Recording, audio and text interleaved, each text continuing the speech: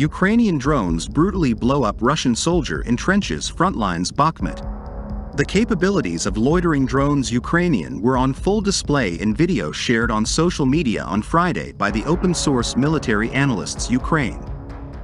In the eastern Donbass region, a drone Ukrainian can be seen seeking a target of near tree-line Bakhmut. As soon as a Russian soldier bunker is spotted, Ukrainian drones drop grenades on hiding positions and kill several Russian soldiers.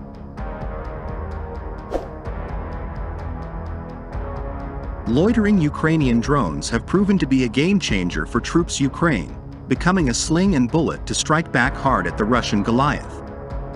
However, in this fight the use of drones has been quite ubiquitous since the start of the war more than 13 months ago.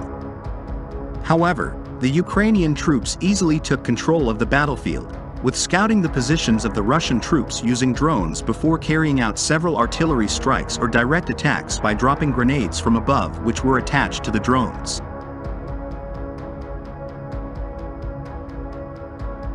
On Monday, that a Ukrainian firm has come out of a different kind of stealth mode, namely it went public with its efforts to develop a new drone munition system to aid in the nation's war effort. The Kyiv-based One Way Aerospace also unveiled its efforts to provide Ukraine with a range of small, locally developed and produced drone systems that could be employed against Russian forces. Central to these recent efforts is the evocatively named AQV-100 Scalpel UAV. It has already been employed to cut deep through enemy lines to strike Russian targets.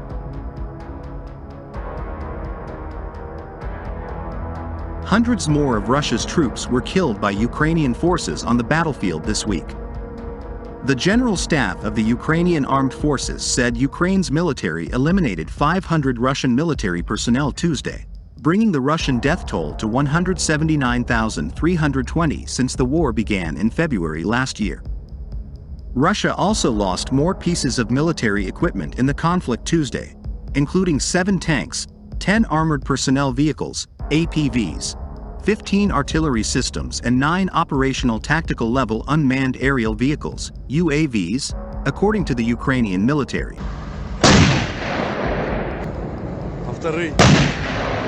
On Monday, the Ukrainian military reported 670 additional fatalities and at least 26 pieces of military equipment destroyed on the Russian side.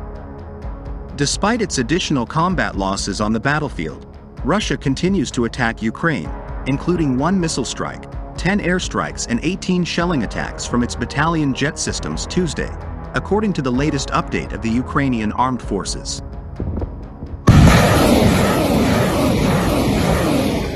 Russia reportedly shelled the Ukrainian settlements of Kolodiens, Kamyanka, Topoly, and several other areas.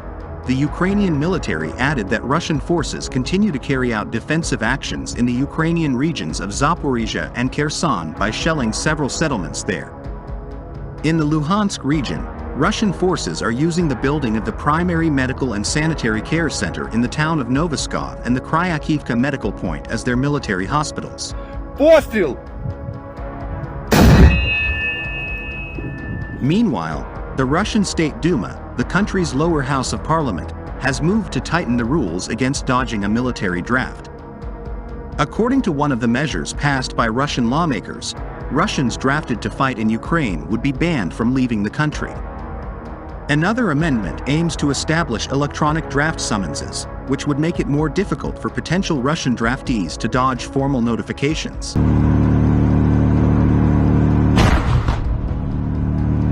Dmitry Peskov, the Kremlin spokesperson, said there were no plans to send more Russian men to the Ukrainian battlefield, despite the parliament's move to amend the conscription system.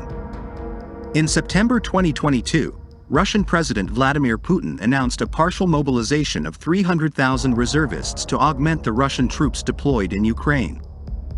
Putin's decision was met with protests around the country, pushing tens of thousands of Russian men to flee to escape the draft.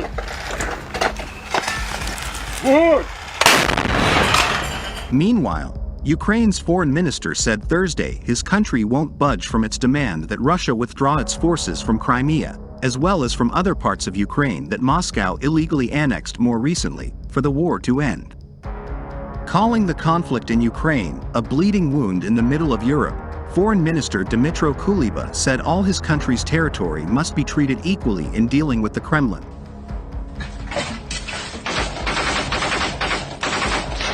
We are united by UN Charter principles and the shared conviction that Crimea is Ukraine and it will return under Ukraine's control, Kuleba said, speaking by video link to a gathering in the Romanian capital, Bucharest.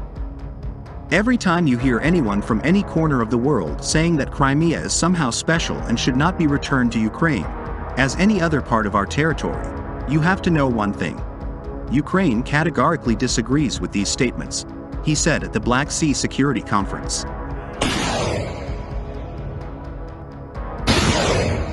Russia took over Crimea in 2014 and during the current war has expanded its presence there.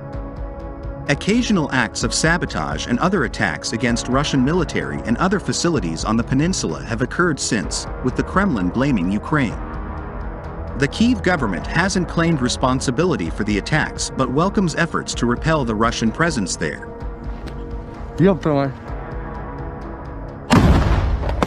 The Kremlin wants Kyiv to acknowledge Russia's sovereignty over Crimea and also recognize September's annexation of the Ukrainian provinces of Donetsk, Kherson, Luhansk, and Zaporizhia. Ukraine has rejected those demands and won't hold talks with Russia until Moscow's troops pull back from all occupied territories. Though there is no sign of possible peace negotiations, the two countries have sporadically exchanged prisoners of war and have engaged in a wartime deal for the export of Ukrainian grain and Russian grain and fertilizers.